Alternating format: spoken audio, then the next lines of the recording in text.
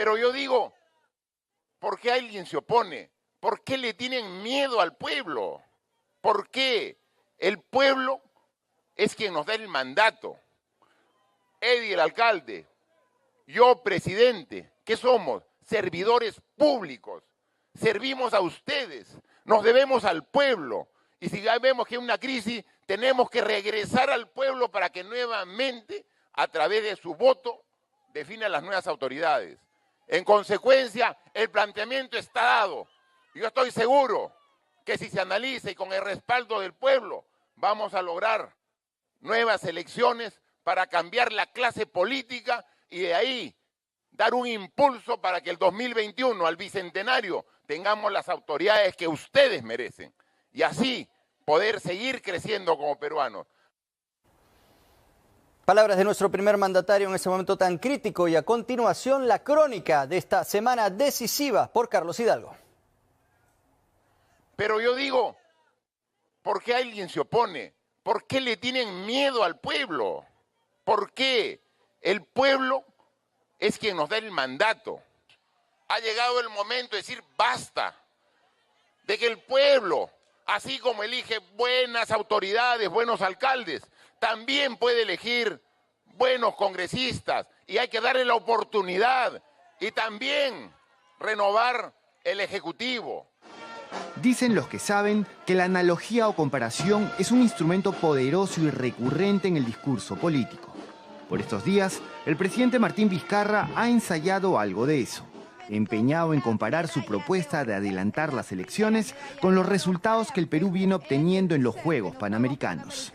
Lo que significa que estamos mejorando porque estamos trabajando juntos y que no hay límite que no podamos vencer si trabajamos con ustedes.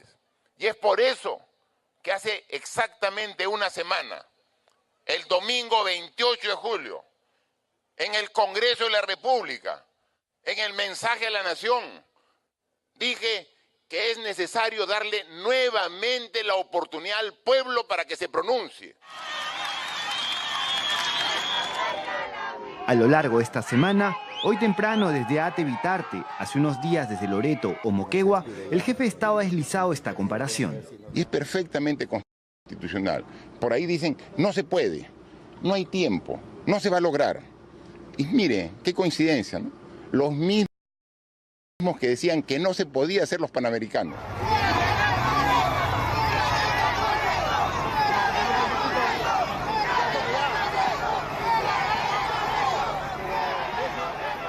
El miércoles, luego de unas fiestas patrias sumidos en la incertidumbre, el Ejecutivo envió al Congreso el proyecto de ley que propone el adelanto de elecciones. Esta vez no hubo caminatas desde Palacio de Gobierno por la calle Junín. Tampoco declaraciones que pudiesen ser interpretadas como una provocación. Un proyecto de ley que busca que, como nación, superemos estos 3 años de inestabilidad política, estos 3 años que han sido dominados en tantos momentos por la crispación. Lo que podemos destacar en esta primera parte es respecto al sustento, que es un sustento bastante débil frente a la magnitud de una propuesta tan fuerte como es la de adelanto de elecciones. Hoy la pelota está en la cancha del Congreso, con todo lo que eso representa. Una pugna inédita cuya serie de rounds aún no comienzan. Yo creo que si el presidente de la República ha admitido públicamente su incapacidad para dirigir nuestro país, hace bien en buscar la forma de irse. Está contenido en el artículo 115 de la Constitución. Renuncia el presidente Vizcarra, renuncia a su vicepresidenta y antes de Navidad nos habremos ido todos. Esta reforma constitucional... Pero antes, lo primero. El proyecto de adelanto de elecciones presentado por el Ejecutivo plantea lo siguiente. No puede postular a la reelección quien haya juramentado como presidente de la República en el periodo inmediatamente anterior a esta elección, en clara alusión al presidente Martín Vizcarra, quien reemplazó a Pedro Pablo Kuczynski. Digamos que se curó en salud. Antes de que digan que se quiere quedar o lo que sea, introdujo esa disposición que elimina esa posibilidad. El proyecto dispone que las autoridades elegidas en las elecciones del 2016 ejerzan su cargo hasta julio del 2020. Las nuevas autoridades elegidas en esta eventual elección ejercerán su cargo durante 5 años, es decir, hasta julio del 2025. Plantea que estas elecciones se realicen la tercera semana de abril del 2020 y ordena a las entidades correspondientes, es decir, al Jurado Nacional de Elecciones, la OMPE y el RENIEC, que adecúen los plazos a este cronograma. Veo acá que el presidente propone que sea el tercer domingo de abril las elecciones, a lo mejor podrían estirarse hacia mayo. O sea, hoy con el tema de la tecnología se podría estirar. Por eso es que creo que sí es clave, en todo caso, darle esa discrecionalidad, como usted muy bien señala, a los órganos del sistema electoral para que ellos puedan ver cómo ajustan todo este proceso. Y acá aparece un interrogante recurrente desde que el adelanto de elecciones fue planteado. ¿Qué pasará con las leyes aprobadas por el Congreso en el paquete de reforma política y que están relacionadas al tema electoral? Proyectos como el de la democracia interna de los partidos, la paridad de alternancia, su inscripción y cancelación, así como su financiamiento, ya han sido aprobados por el Pleno del Congreso. Tienen que ser enviados al Ejecutivo para su promulgación. El miércoles, Salvador del Solar fue pragmático.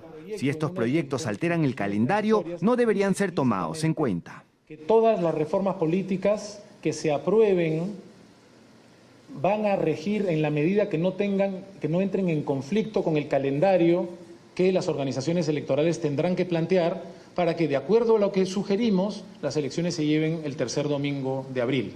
Lo que estarían diciendo es de que lo dispuesto en estas disposiciones que están en la reforma política, que no te afecten el calendario electoral. Y eso amarra con la facultad que les está estableciendo en la quinta disposición de que sean los órganos del sistema electoral los que puedan hacer los malabares suficientes como para poder hacer que todo engrane. Una aparente contradicción política del Ejecutivo. Presentó cuestión de confianza solo sobre 6, sobre esos 6 hemos trabajado arduamente. Lamento mucho que al presidente Vizcarra nunca le haya importado la reforma política ni la reforma electoral. El hecho de patear el tablero y con ello impedir que lo que se había avanzado, que no es mucho, pero era un avance importante, se pudiera concretar para estas elecciones, dice de su real vocación. Él nunca quiso esto. Todas estas propuestas, contenidas en disposiciones transitorias en este proyecto de ley, tendrían que ser aprobadas en el marco de un cronograma planteado también por el Ejecutivo y que se prevé bastante ajustado. El Ejecutivo ha planteado un cronograma para que estas elecciones se puedan llevar a cabo en abril del próximo año. Para agosto se espera que este tema se debata en el Congreso. Para septiembre, que sea aprobado en el Pleno. Inmediatamente se convocaría referéndum que se llevaría a cabo en noviembre de este año. De tener un resultado positivo en la consulta popular, inmediatamente se convocaría a elecciones. El mes sería diciembre. Estas elecciones se llevarían a cabo la tercera semana de abril para elegir a congresistas, miembros del Parlamento andino y presidente. De haber una segunda vuelta, esta se llevaría a cabo en mayo, para que en julio las nuevas autoridades puedan juramentar. Es un problema la adecuación de las disposiciones, es un problema la adecuación del calendario, pero ya lo hemos pasado. Falta la decisión política del Congreso, ¿no?, de cada uno de los grupos parlamentarios y ojalá del Congreso como corporación para ver qué posición finalmente tienen con relación a esta propuesta. ¿Han sido invitados ustedes por el presidente del Consejo de Ministros? ¿Ha habido una coordinación previa? No suelo ir donde no me invitan, así que estamos acá por una invitación previa. Desde el jueves por la mañana, diversas bancadas parlamentarias han desfilado por las oficinas de la Presidencia del Consejo de Ministros, aceptando una invitación de Del Solar. Acción Popular, Nuevo Perú, Alianza por el Progreso, entre otras. Ya se han reunido con el Premier en un primer gesto. Esta reunión no ha sido una reunión para respaldar, como también tampoco ha sido una reunión para cuestionar. Ha sido una reunión para empezar a entendernos, para empezar a conversar. El planteamiento del Premier ha sido exponernos los alcances de su propuesta. Nosotros le hemos hecho conocer nuestra coincidencia en la necesidad de la renovación política en el país y la democratización del sistema político.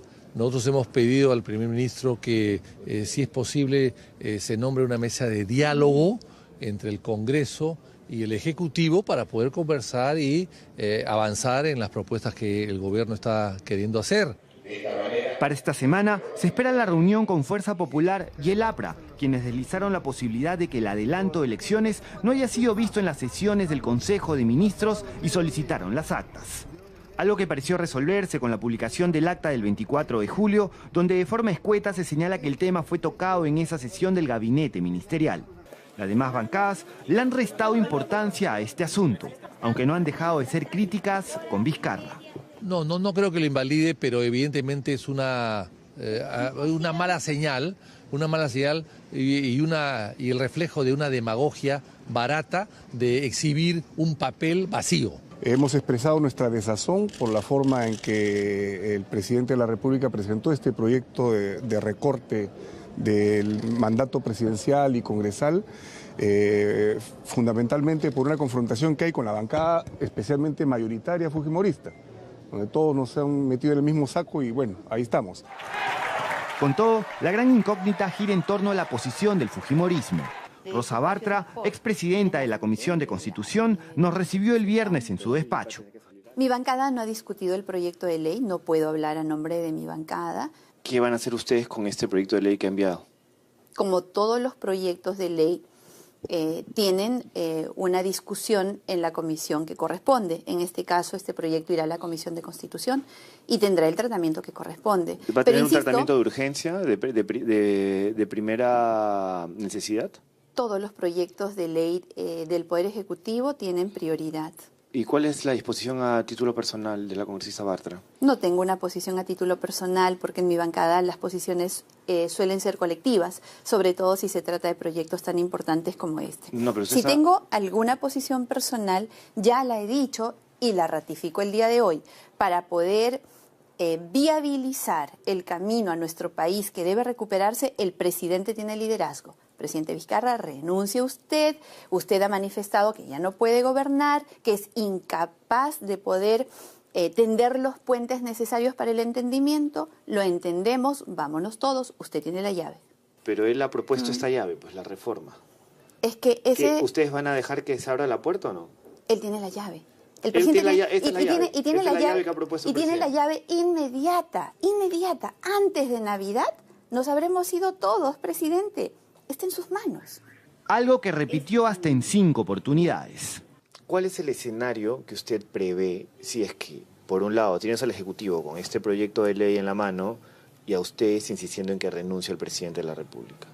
No estamos insistiendo en que renuncie. Me lo acaba de decir 3 veces en esta entrevista. Sí, yo creo que si el presidente reconoce que no puede gobernar, el camino que él ha escogido es irse. Sí. Y el camino tendría que ser el más rápido. Yo no puedo hacer... Cuarta vez que me lo dice, pero lo que quiero saber es ¿qué escenario prevé ahí? ¿Cuál es la salida? No puedo hacer una predicción de escenarios. Insisto, por 5ª vez. El presidente tiene la llave y tiene liderazgo. Lidere, presidente. Si quiere una gran transición, lidérela. Antes de Navidad nos habremos ido todos. Vizcarra ha pedido que no nos adelantemos a otro escenario que no sea el de la discusión de esta reforma. Sin embargo, la especulación está servida y con eso el futuro inmediato del país.